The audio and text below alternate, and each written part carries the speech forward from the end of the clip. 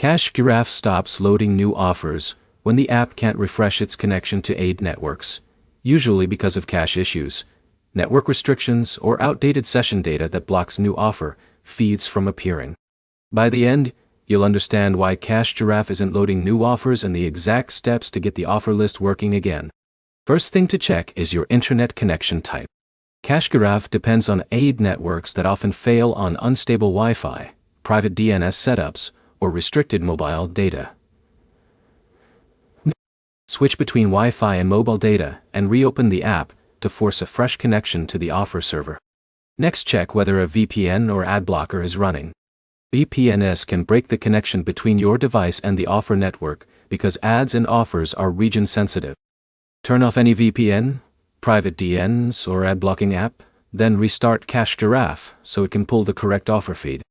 Another common issue is outdated cached data. The app may still be showing an old empty or broken offer list stored on your device. Go into your app settings, clear cache for Giraffe, and then fully close and reopen the app. This forces a fresh download of available offers from the server. If that doesn't work, check your device date and time settings. If your phone time is incorrect, secure ad systems may reject the connection request, which results in no new offers loading. Set your device to automatic date and time to avoid mismatches.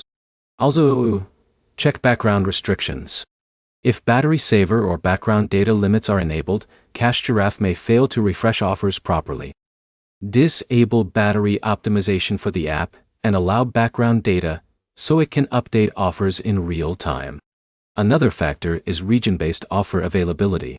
Some days or locations simply have fewer active campaigns, so the app may look empty even when it's working normally. In that case, refreshing later often shows new offers once advertisers rotate campaigns. If nothing changes, log out and log back in to reset your session token.